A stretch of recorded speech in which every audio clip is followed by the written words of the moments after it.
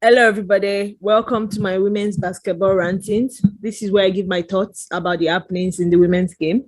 If you like this type of content, please like, subscribe, and comment in the comment section below.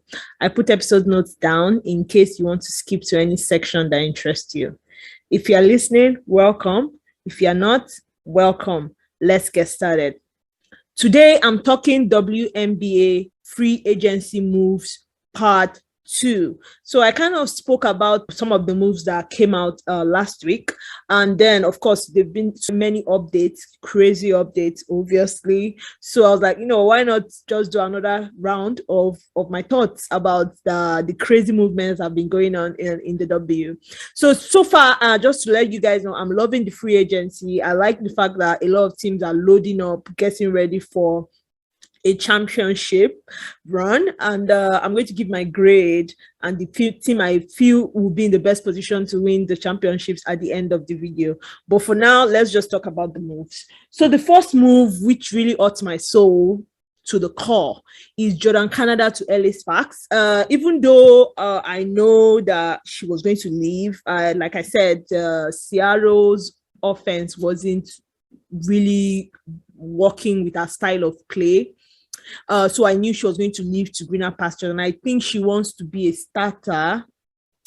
So LA Sparks might be a good move for her. I don't know how that will flow. I'd rather put her in a Atlanta or even an Indiana Fever or even a Dallas. Honestly, I think she would work really well with Arike, because Arike will be shooting all the shots. She likes shooting and she would just be facilitating. So I think she would have worked in Dallas, but I don't know how she would fit in LA Sparks. I feel bad she's leaving Seattle, but it's fine. It's a career, it's a life. I wish her the best, and I really hope she does well wherever she goes and helps LA Sparks really become something sensible.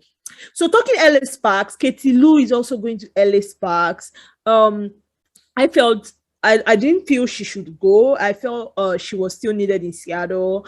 I didn't think she was a starter though in Seattle. So I felt she should have been a very good bench player, someone that just comes in, shoot the three, a little bit of energy, and just because of her height, she's a bit difficult to defend. But I can understand why Seattle traded her for Gabby Williams, because Gabby Williams has a better upside. Gabby Williams can practically do everything Katie Lou can do and defend. So let's not lie, Katie Lou is not the best of defenders. She's not as athletic as you would like her to be. She doesn't have the energy when it comes to defense. So Gabby Williams is a really good pick. I won't lie. I think I would have liked both of them as opposed to one of them.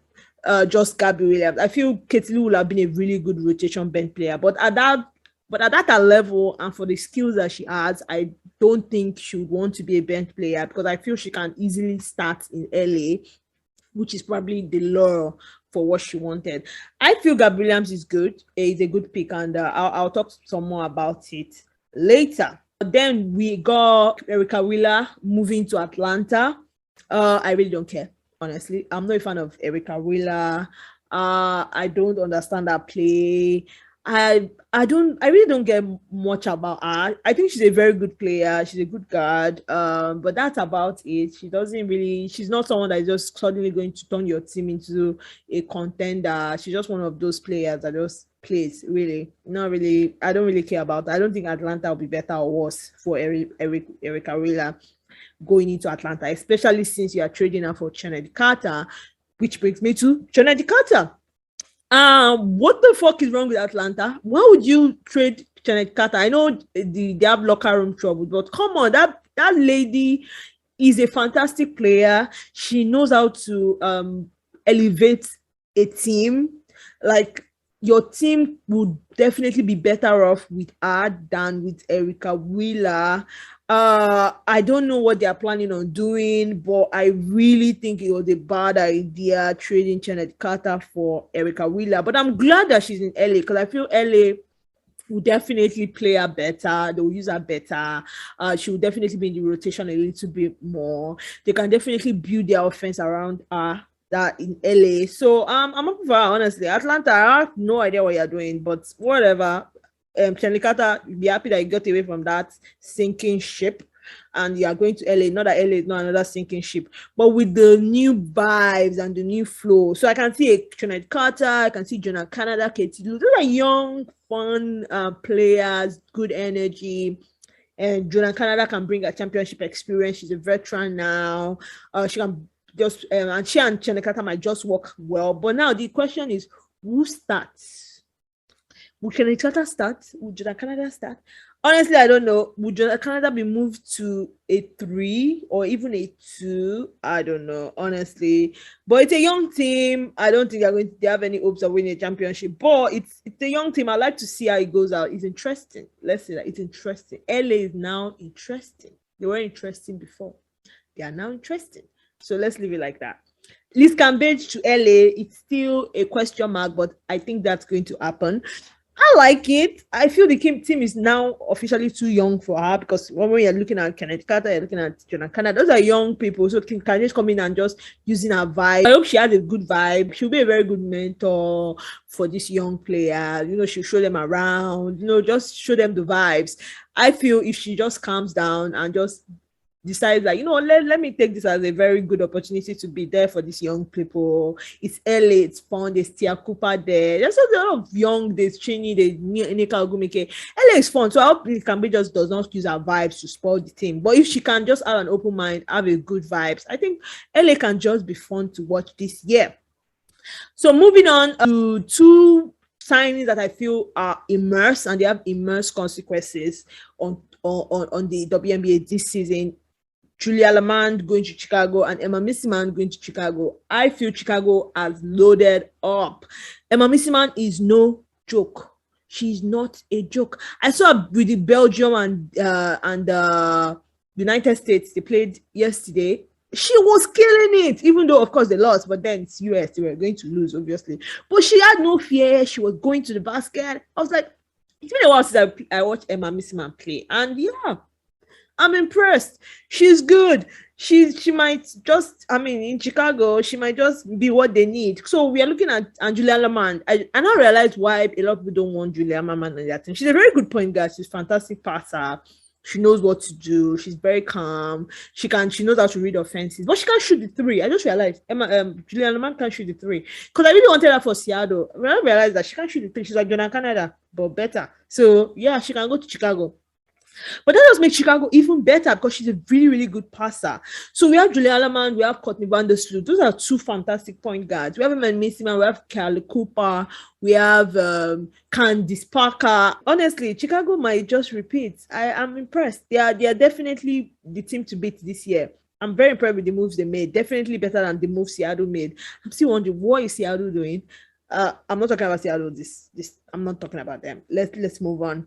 Then we go to the master move, the crazy move, the dominoes fell, I don't even know, the LeBron kind of sign. You know, when LeBron went to Miami, you know, that kind of sign, when everybody else waiting out, where will she go? Where will she go? Because, you know, wherever she goes, she instantly puts that team on the brink. Of course, she's not going to go to Atlanta and make any difference. But like, if she goes to a championship contender, she's going to push that team to the edge. So it was like, will she go to Seattle? Will she go to Chicago? Will she go to Vegas? Like, anywhere she goes, I'm talking to Tina Charles in case you didn't know what I was talking about. Like, where will she go? Will she go to Phoenix? And then she broke my heart to a million pieces. And she went to Phoenix. I don't really like Phoenix. I like Phoenix, but I really don't like them. I don't like them because they're like Seattle's rivals, and you know, it's always a very touchy subject. I don't want them to get their first championship because they'll be like toe-to-toe with Seattle. But then I want Tina Charles to get a 4th championship. You know, now I was like, oh, Sue Bird already has 4 championships. Tina Charles doesn't have a championship. So now I'm like, I have to root for Phoenix because I want Tina Charles to get a championship, which is sad because I really wanted her in Seattle. Then I could root for her and Seattle at the same time. Well, shit happens. So Tina Charles in Phoenix. Phoenix is like a crazy team. Like, they are now like a super team in coach, because they have like 2 WNBA first team. They have first team Brittany Griner. They have Brittany Griner. I repeat, because you have to say it twice. Brittany Griner, Diana Taurasi, which when she's healthy, she can play well. She's fantastic. I mean, she's Diana Taurasi for a reason. Then they have Skylar Diggins, who can play really well when she wants to play really well. I still don't think she should be a point guard. Then we have Tina Charles. So that's a force. The starting lineup is loaded. Then you put Diamond Deshields just to make things happen and just give the energy. You know, I told Diamond Deshields can definitely be the right player on a championship team. She just comes in, does what she needs to do, and that's it. So there are 5 really good starters. It's a good team. And then on their bench, you have Sophie Cunningham, Kianos, if Kianos plays this season. Then they have Shea Petty. Those are really good rotation players.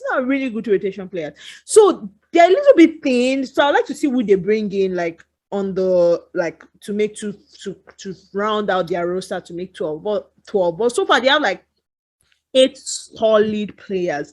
But so they can definitely make a run at it. But what I felt is that they shouldn't have let Sandy Brundello go. Because I feel with this team, Sandy Brundello would have made something really, really good out of it. Sandy Brundello is very good at making things happen with, like, solid players. Like, she doesn't really work with young players. I think that's her problem. Like, but with this team, I think she would have definitely gotten a championship out of it. The only question mark right now is, number one, they have a new coach, so that has really not played in the W. She was assistant coach, but then that is different. So that could be a problem. And number 2, can they be healthy? It's a very old lineup. Very, very old lineup. Diana Taurasi is not getting any younger. Tina Charles is not getting any younger. Skylar Diggins is not getting any younger. And Brittany Griner is still young. So it's a very, very old lineup. I hope they stay healthy. I hope they don't run them to the ground. I hope they keep them fresh for playoffs, because that's when they will really, really shine. But if they get tired throughout the season, then they might not shine in the playoffs. So that's what I think might be a snag to their championship contending. But so my grade so far, people that I feel realistically would have a chance to compete for a championship this year based on their off-season moves. Number 1, I feel Chicago Sky can really, really put themselves in a good position to compete, especially if all of them stay healthy. If Candace Parker stay healthy, and then Kalia Cooper, and then Meesseman, I really feel that they do have a chance to compete. They have 3 final MVPs. It's always good. I feel Phoenix definitely has a chance to compete.